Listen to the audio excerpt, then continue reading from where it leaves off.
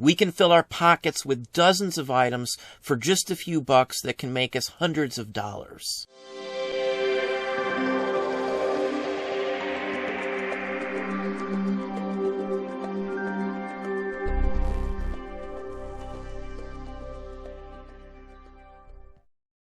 Hey, it's Don. Today we're going to look at some items that we pick up and haul all of the time. If I'm out at a flea market, a garage sale, thrift store, pretty much anywhere I can go, usually the best places, though, are like the small town secondhand shops. Little small out-of-the-way towns, I usually do far better there than anywhere else. Less competition, less other resellers driving through. And many times I'll run into people out in smaller towns that just don't sell online, so they don't look up a lot of the items that they have in their stores. I've got around 20 or 30 bucks worth of stuff in my hands here. We're going to look at these sorts of things. These are types of things that I can find all over the place. I can pretty much almost assure you that some of the items we're going to show you here, you should be able to find fairly regularly if you do what we do, if you're traveling around, if you're checking places out. So I've got a typical lot of stuff that I find when we go to, say, a big antique mall, junking out in some small town. Value-wise, I've got about 20 bucks into this right here. It doesn't look like anything. It's stuff that routinely shows up at places like this, at least for us. I've had 5, 6, maybe 7 of these Minnie Mouse erasers. I get 10 bucks a piece for these erasers. Now, there's some that are hard plastic. You want the ones that are bendable, and it feels like an eraser. It's hardened a little bit, but I get like 10 bucks a piece for those. Now, these usually they're advertising ones. This actually is one of the local ones around here, and it was a keychain. So I will probably just get a keychain and put it on this one here because it's from a local bowling alley that's no longer here. And then I got another one. This one here looks like a 1920s toy. And I've got maybe, I don't know, 15, 16 other ones that I've put together over the probably 2 or 3 years. Whenever I find one of these and they're a quarter or less, I just grab it. And I'm going to put together a set of them. I don't care if it takes me a while. It's just kind of something fun to do. It's something I don't run into all the time. But I always grab these up too. Individually, 3 to say $7.50 on something like this, if you're going to list it in the doll section.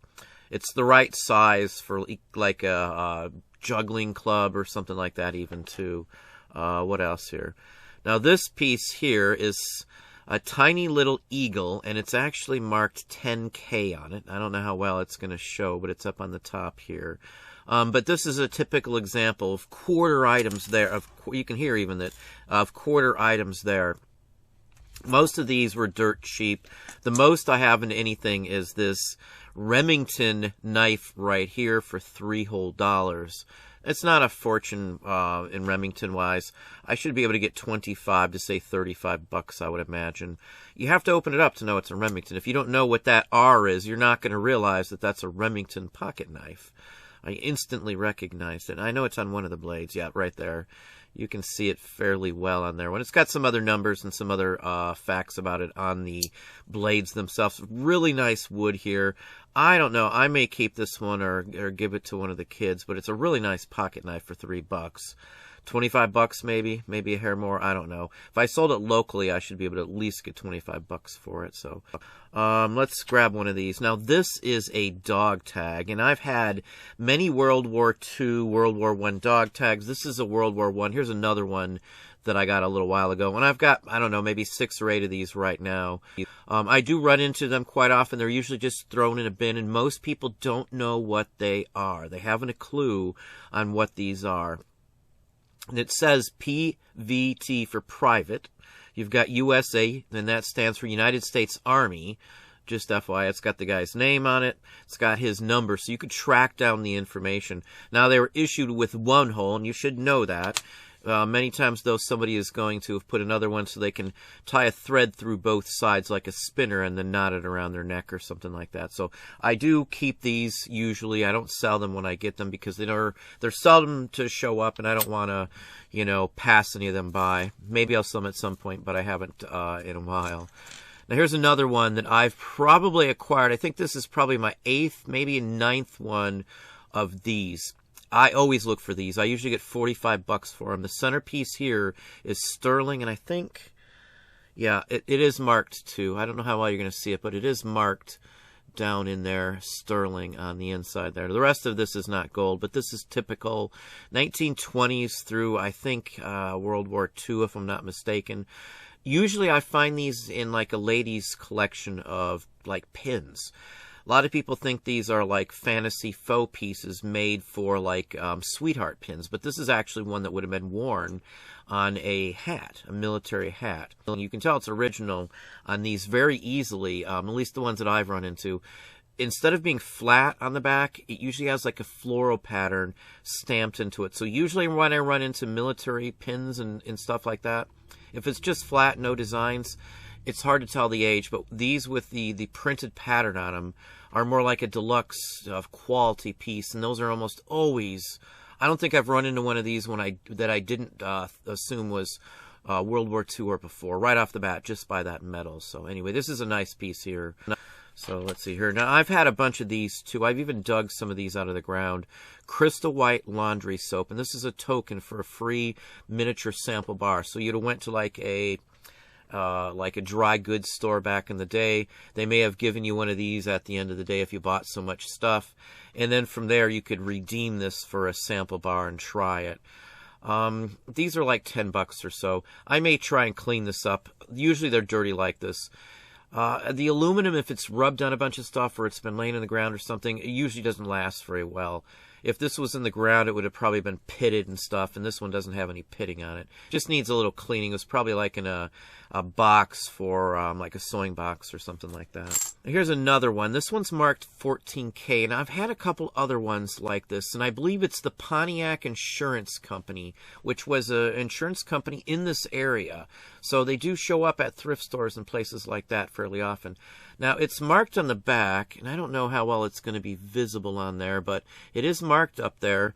It's kind of blobbed in there, so you can't quite tell. If they didn't spend much time looking at it, you may have missed it. I'm going to have it tested just to be sure, but many times when there's a stone in there on these kind of pieces, it's a diamond, just FYI. I find these Corgi tune-up keys as well fairly often. This is actually for one of their little toy cars. It usually came with a little chain on there. It's the Corgi Rockets, and I think this is what actually launched them. $8-10 I think is what I got on the last one. Now, coin-wise, I got some interesting coins in here. Now, this is a £1 British coin, but what's interesting about this one here is that it's printed upside down, the lettering on the side, which is an actual error for this coin. When you're looking at it at the Queen's face, everything should be right side up. So nothing should be upside down in the presence of the Queen like that. So it should be running in the other direction on this one. It's not worth a fortune, but, you know, for a quarter, for a foreign coin that's worth £1, which is $2 or $3 to begin with, it's a good investment either way you go on something like this. A lot of times when I run into dishes of a whole bunch of foreign coins, you could buy the pounders out of there because they're still valid currency in many cases with like the British ones, and save up enough to actually turn them into the bank. You know, there are banks in most cities, at least one bank, where you can turn in currency and have it converted over. There's a fee and stuff like that usually, but on something like this, you pay a quarter for something worth $3 in you know, transfer rate. That's pretty darn good. And along that way too, this is a silver coin that's been, in fact, I think you can hear it there. It is solid silver. Well, not solid. It's 90% coin silver, whatever you'd want to call it. But it's so well worn that the person didn't know, and it's from the 1860s on this one here, too. So this one was a quarter. I think it's Canadian maybe or something, but for a quarter, I've got about $1, $1.15, $1.20 or so in silver value, silver scrap. So I'm fine with something like that. Now, other items that show up, I think I got, yeah, here we go. Other items that show up a lot are tax tokens. In fact, I can zoom in a little bit on these. Here we go. Here's some tokens that I run into. So this is Garden State Parkway. Now, I'm not sure where that one's at. Maybe that's New Jersey, I would say. Yeah, I think that's New Jersey. New Jersey's Parkway. Car fare only on CSP. So there you go. Something like this, I'll have to look it up, but I would imagine I'd put at least $9.99 on it either way. Now, a couple of these other ones are local trolley cars.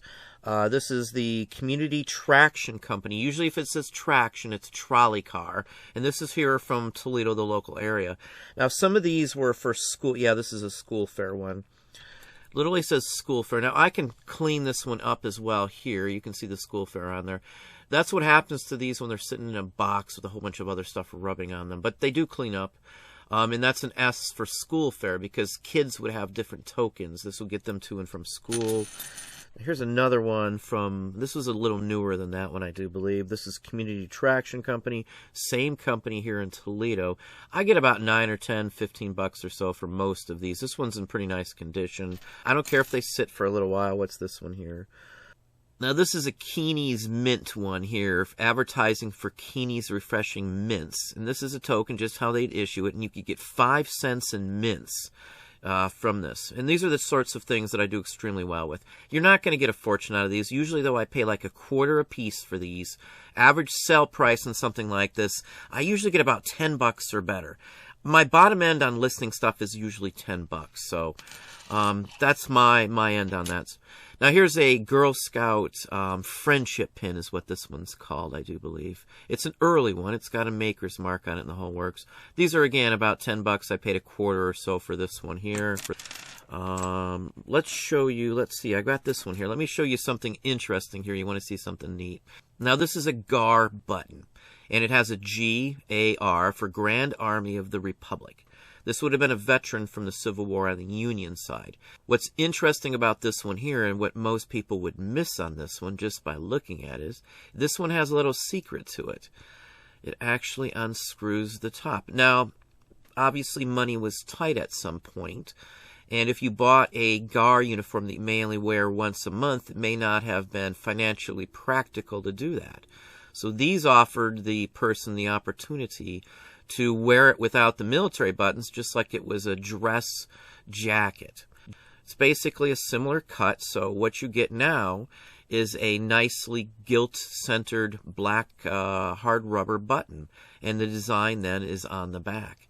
On something like this, this was literally, I think, a nickel or something I paid for a couple of buttons here. There were nothing. It was in a little bin of hundreds of other buttons. I picked this one up specifically. On these reversible ones, I can get 20, 25 bucks out of them. I don't care if they sit. I can take them to a show. These are specialty items that most people may not even be aware of. This is kind of like some of the compasses hidden in buttons and things like that. So, and obviously it just screws back on. It's got a threaded shank on it. And other than that, it looks like a normal button. Now, there are some that have similar backs, if I can get it threaded back, that have similar backs on them, but they're not threaded. You just look for the bump, the round bump in the middle of these here. So they're interesting items. I do very well with these sorts all the time. Let me get it back together there. Now, here's another type of button that many people aren't aware what this is.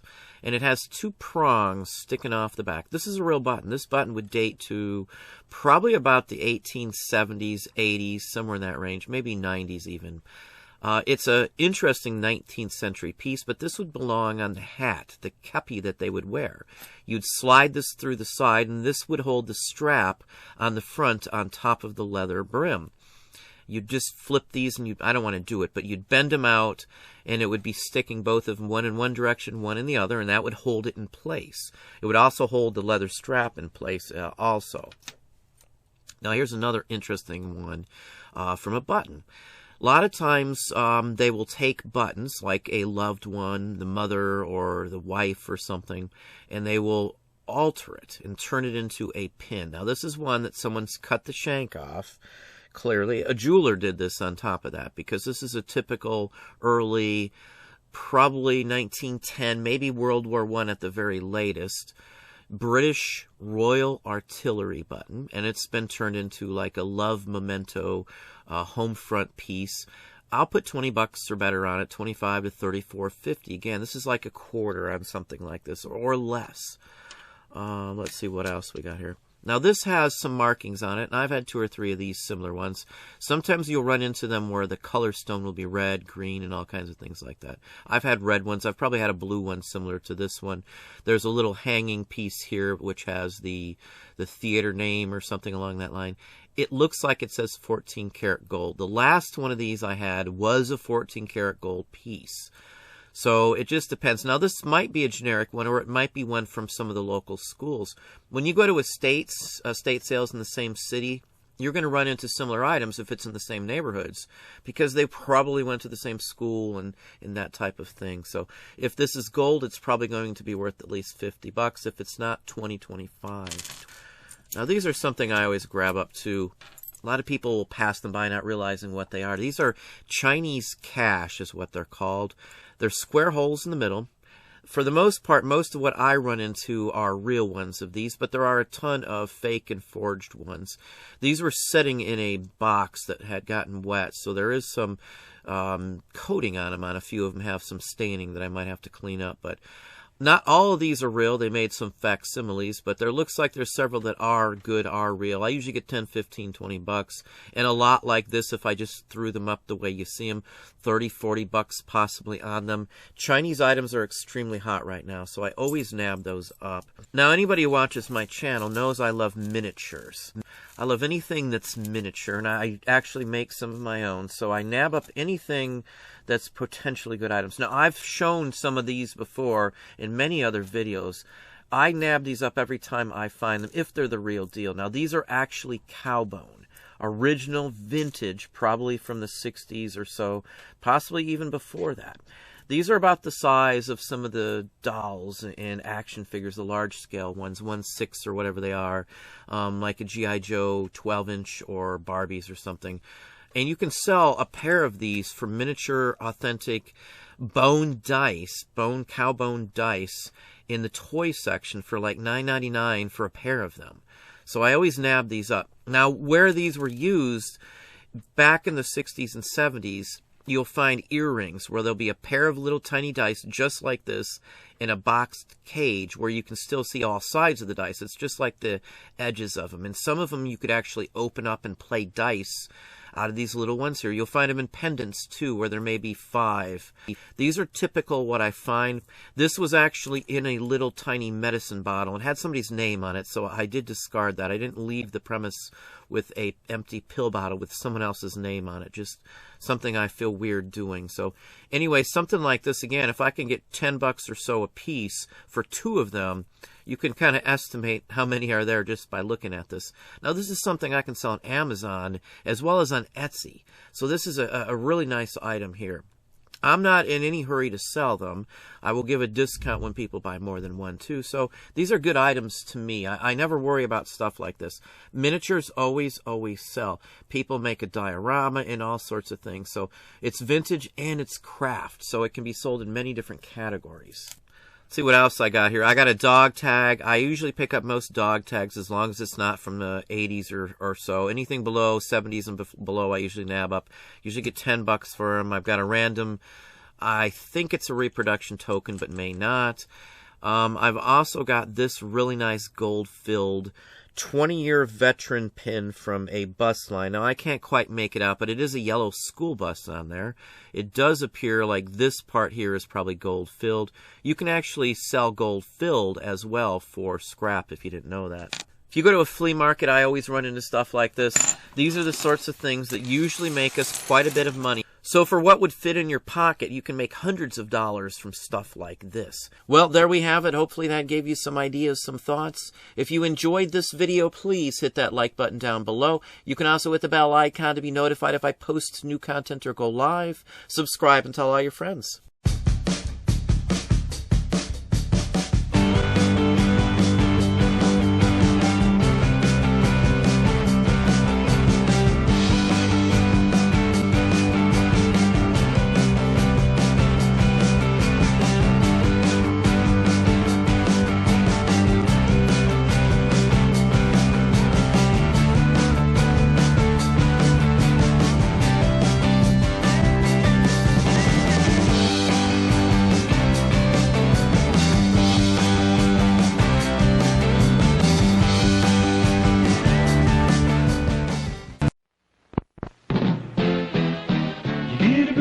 Flavor from Starburst fruit juice.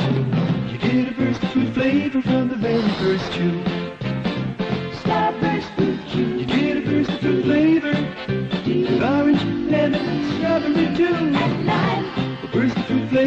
the very first chew.